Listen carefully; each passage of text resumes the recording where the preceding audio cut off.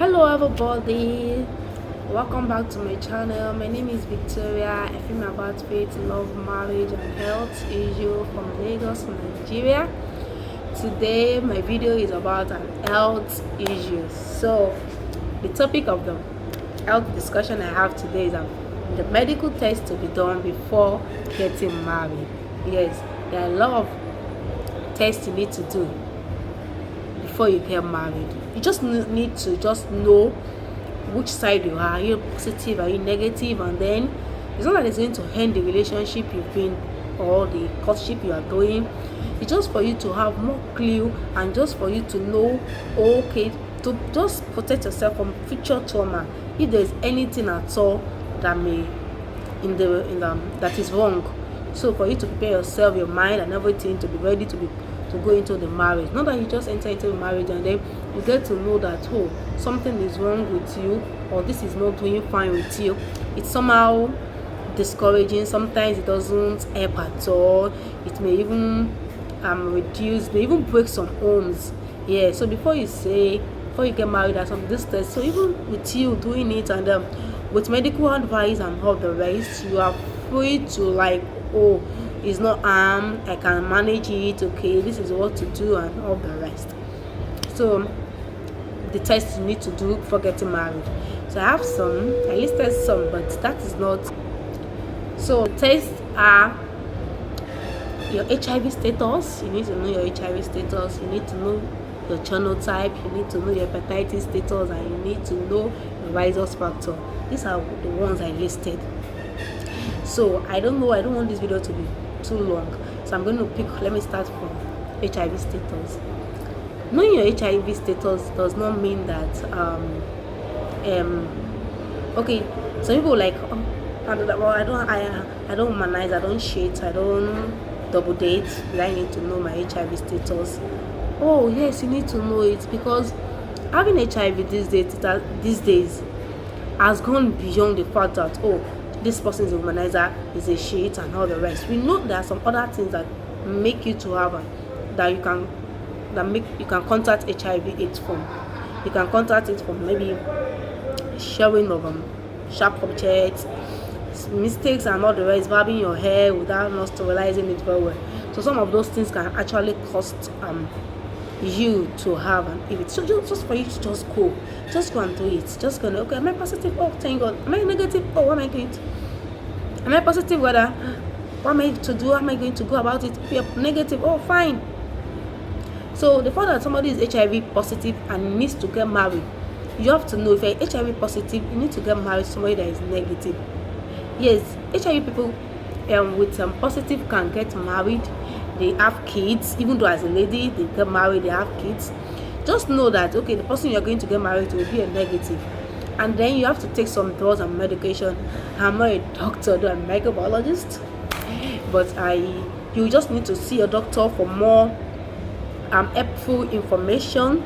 So I think knowing that is not to cause you any harm and to disrupt the marriage plan or to say no, we're not going together again. So know your HIV status. If your man is positive, your man is negative, your woman is negative, you are positive, fine, you can go ahead with the marriage.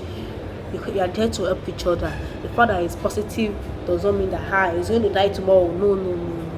The scientists have really tried this day to help us, to encourage us that drugs and research are still going on how to reduce the viral load, even though they want to have sex without the man contacting the man being positive. Yeah, you can have sex with a woman that is positive and then the husband can be negative. Yes, these are reasons why you need to go for medical checkup, and when you get the result, you go for doctor advice on how to go about it. So another thing as well you need to know is your genotype.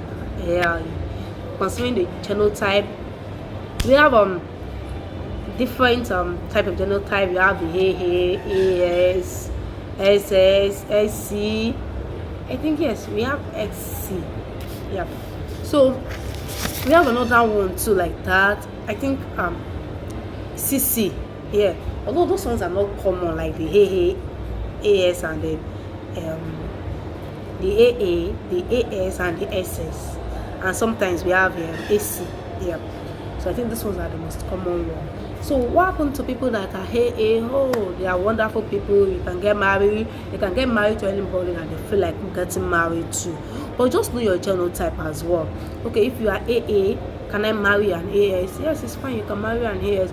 And if you are AS, you want to marry another AS, you need to seek for medical advice. Is it advisable?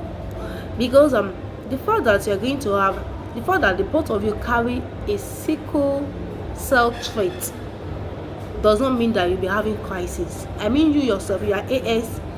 AS doesn't mean that you'll be having crisis. AS does not have crisis. AS just have the trait.